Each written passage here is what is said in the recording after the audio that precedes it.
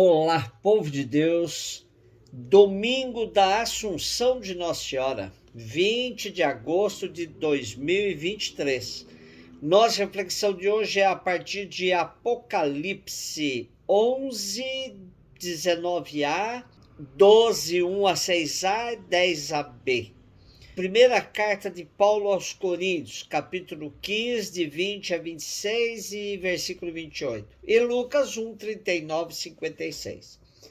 Ao contrário do que muitos pensam, Apocalipse não significa previsão do futuro, mas sim uma análise metafórica da segunda metade do primeiro século da era cristã. Trata-se de um texto que quer encher de esperança os cristãos que viviam perseguidos pelo Império Romano, além de outros fatos que podiam abalar a confiança deles sobre a vitória de Cristo. Em pouco tempo, esses cristãos presenciaram o incêndio de Roma pelo imperador Nero, a revolta judaica com a destruição de Jerusalém e de seu templo, a erupção do vulcão Vesúvio, que destruiu a grande Pompeia e outras cidades. Nesse contexto adverso, Apocalipse quer sustentar a esperança dos perseguidos, um grito de ânimo e coragem aos desanimados e o anúncio inconteste da vitória final do Cordeiro, apesar do aparente sucesso dos maus. Por isso, vemos no trecho da primeira leitura de hoje que, apesar da grandeza do dragão, a mulher conseguiu dar à luz àquele que viria governar todas as nações com cetro de ferro. Assim, o filho dela foi levado para junto de Deus e os cristãos puderam dizer: agora realizou-se a salvação, a força e a realeza do nosso Deus e o poder do seu Cristo. A mulher de Apocalipse é a igreja, mas a tradição sempre fez um paralelo entre essa mulher, vestida de sol, com a lua debaixo dos pés e com uma coroa de 12 estrelas na cabeça, com Maria. Essa representação acabou se tornando no ícone de Nossa Senhora da Assunção, ou da Glória. 1 Coríntios 15, de 20 a 26 e 28.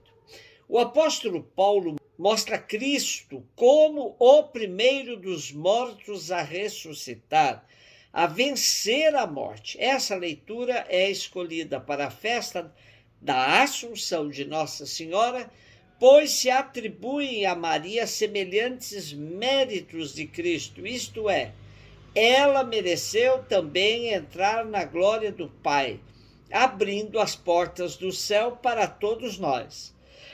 A vitória do Cristo sobre a morte é partilhada por Maria, que foi elevada ao céu em corpo e alma, indicando que também nós participamos dessa vitória, na medida em que assumimos nossos compromissos como seguidores de Cristo.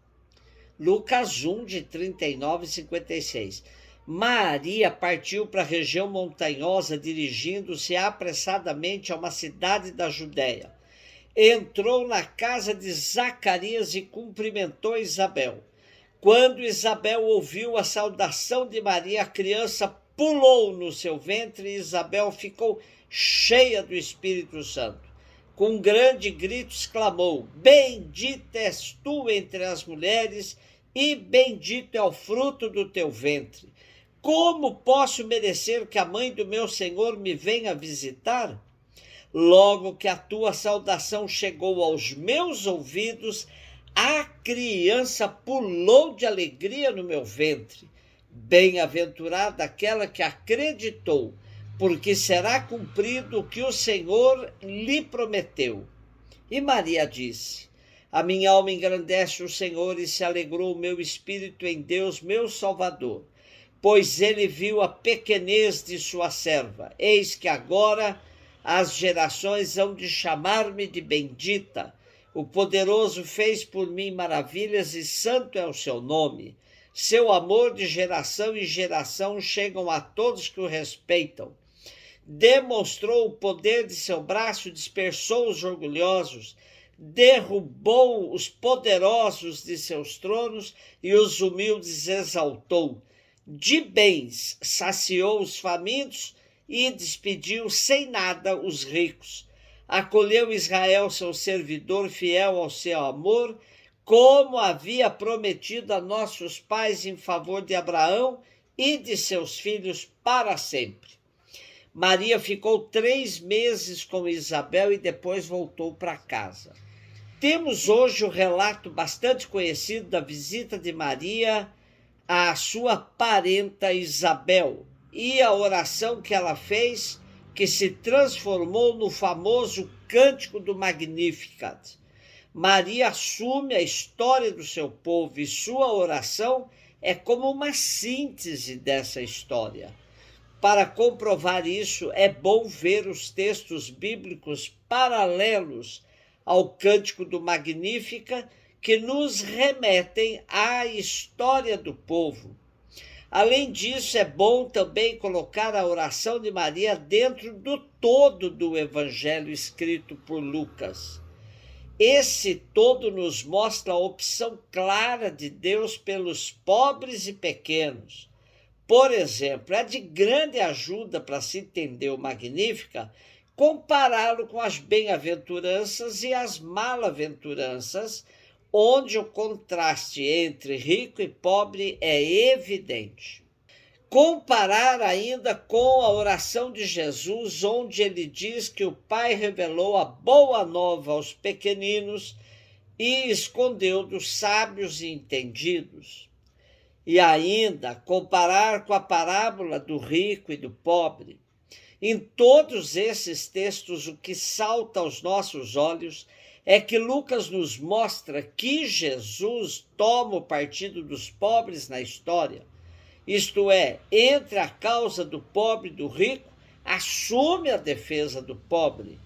Lucas não impõe condições aos pobres à participação do reino. Podemos concluir que Maria, por meio de sua oração, exalta a Deus Pai por sua opção pelos pobres, da mesma forma que fez seu filho Jesus. Há, portanto, uma profunda coerência entre a vida de Maria e a de Jesus Cristo. Nosso evangelho de hoje também destaca o papel profético de 2 mulheres na história da salvação. As duas sentiram a presença de Deus na vida delas, marcando definitivamente a sua existência. Sobre a morte de Maria, a Bíblia não fala nada. São João mostra que ela, aos pés da cruz, foi dada por Jesus como mãe à comunidade. Lucas nos diz que ela estava junto com os seguidores de seu filho quando da vinda do Espírito Santo. Porém, sobre sua morte nada temos na Bíblia. Quando morreu, com que idade, onde viveu seus últimos dias na terra. O que se sabe é que nos primeiros séculos os cristãos tinham o costume de guardar com cuidado os restos mortais dos apóstolos, mártires e pessoas queridas das comunidades. Mas sobre o corpo de Maria nada sabemos. No século IV já se encontram notícias da festa devocional da chamada Dormição de Nossa Senhora. E 200 anos depois, tal festa começa a ser difundida em vários lugares. E no século VIII, a devoção popular criou uma historinha para falar do final da vida de Maria, que teria sido levada para o céu sem morrer.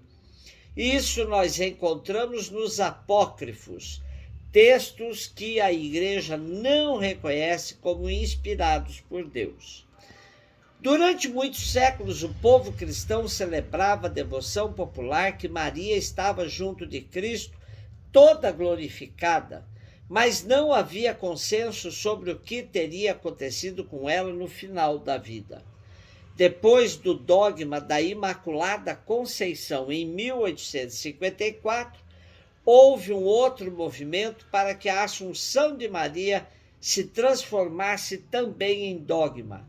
E isso aconteceu em 1950 com o Papa Pio XII. Quando a gente repete o Magnífica de Maria, dizendo que Deus derrubou do trono os poderosos e elevou os humildes, que encheu de bens os famintos e despediu os ricos de mãos vazias, sem a pessoa saber que se trata de um cântico de Nossa Senhora, logo aparece alguém para nos chamar de comunista. Mas esse é o cântico de Maria, que nos enche de esperança em Deus Pai, revelado por Jesus, que deixou claro que dos pequeninos é o reino dos céus. Maria, toda de Deus e muito humana. Eis o segredo dos dogmas sobre Maria. Um segredo que nos ajuda a ser mais autênticos seguidores de Jesus, como Maria foi. Um beijo no seu coração.